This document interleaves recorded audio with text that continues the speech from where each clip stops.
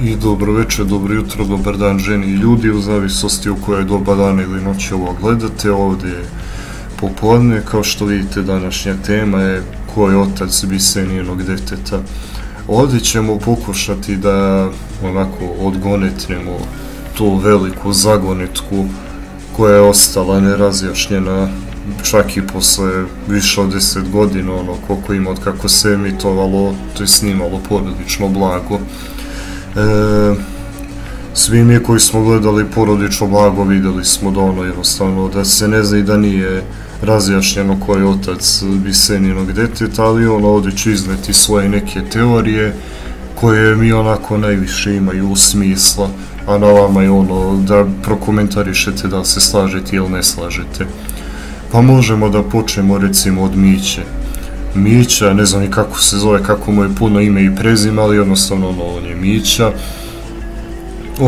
On se pojavljuje još u prvoj epizodi, on je Bisenijin dečko, ljubavnik, muž, verenik, šta god. Mislim da muž još uvek nije, pošto oni tek treba da se venčaju. I onda on u jednom trenutku nestaje.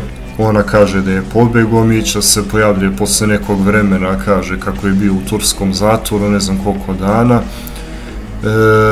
Ajde recimo da su oni bili već koji mesec zajedno, ali računamo da su to radili već onako intenzivno, mislim, koliko su im obaveze, nemam pojma, vreme i godine dozvoljavale, ali u tom slučaju Bisenija bi još ranije bila trudna i primetila bi još pre nego što je upoznala Kokana da je fali nešto, mislim, ne da je fali nešto, ali osjećala bi neke promene na sebi. Silora i trudnoća kao različito se ispoljava kod svake žene, ali ajde recimo da je ovo klasična neka srpska trudnoća, jugoslovenska, kako god hoćete, bez tih nekih komplikacija.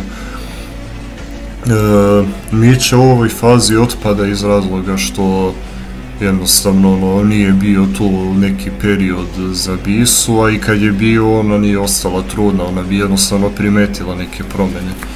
Sljedeći kandidat je Kokan. Sad imamo lepo čudnu stvar, kao su se zavoleli po znacima navoda Bisa i Kokan, dok je Kokan još imao povez preko očiju. Onda, ali opet imamo scenu gdje Kokan spava na dvosedu, a Bisa spava u svom krevetu, nekako bi više imalo smisla da oboje spavaju u istom krevetu, ali ajde recimo da je to možda kasnije došlo, ili je Bisa insistirala da on sam spava, što se kaže, kao kako bi mogao da uči i ostalo, mada Kokan i učenje ne idu zajedno, dobro, to sad nije bitno. Ajde recimo da su i oni sve to radili, ali onda je Kokan nestao i recimo, mislim, ajde recimo da su Bisa i Kokan, po moje nekoj proceni su bili zajedno možda mjesec dana najviše, pre nego što je Kokan izgubio pamćenje, pa se kasnije vratio i ostalo.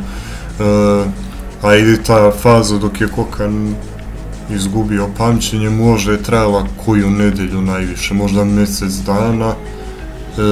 Ajde recimo možda se čak i tada desilo, možda je već bila trudna, ali da se još uvek nisu pokazali simptomi. Onda, ali ova teorija je onako možda, ali nije skroz sigurno.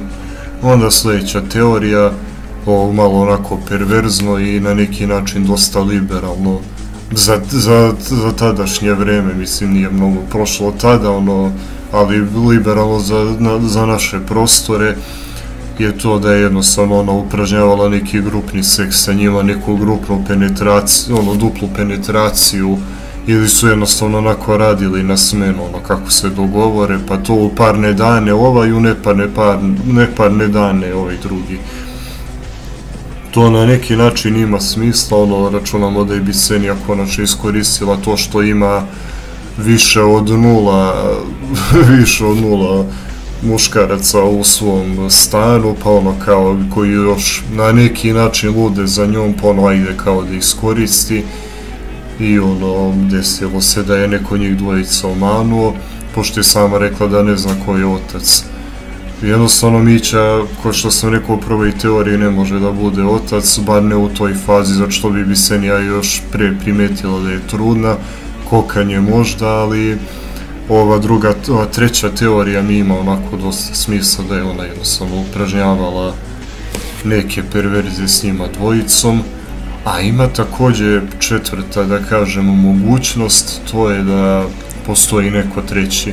Jednostavno Kokan u jednom trenutku rekao Mići postoji neko treći, čim je Bisa odjednom odlučila kako ne može da podnese ni jednog u njih dvojice, a ono do juče im pričala kuco, maco, meco i te gluposti koje već onako idu kada tepaš nekom i kad si baš zaljubljen. Jednostavno možda postoji neko treći, ali ona ne želi da prizna njima dvojici da taj neko treći postoji. Naveo sam sve moguće teorije koje imaju smisla, vi dodajte ispod u komentarima ako smatrate da sam možda neko izostavio, to jest šta vi mislite da ima smisla. Ovo verovatno nam neće nikada ni biti razjašnjeno, zato što ono serija se završila, dok bi se verovatno nije bila ni u 3. 4. mjesecu, nije se ni nazirao trudnički stomak. I jednostavno samo je došla kod Gavrila, rekla da će imati dete i ostalo, ali da se ona kao ne zna koji je otac. Tako da, mislim, na kraju krajeva, ovo je samo teorija, ono, nije nešto posebno toliko bitno, mislim, i samo saznanje koji otac ne utiče na fabulu cele te serije, ali ono, zabavno je polemisati, zar ne? Tako da, ono, izneo sam svoje teorije, vi iznesite vaše i vidimo se u nekom od budućih snima kada ćemo isto tako da teoretišemo, da ću ja iznositi svoje neke teorije vezano za kinematografiju Siniše Pavića, a vi ćete pisati u komentarima šta vi mislite o tome i Mizukiris odjavljuje.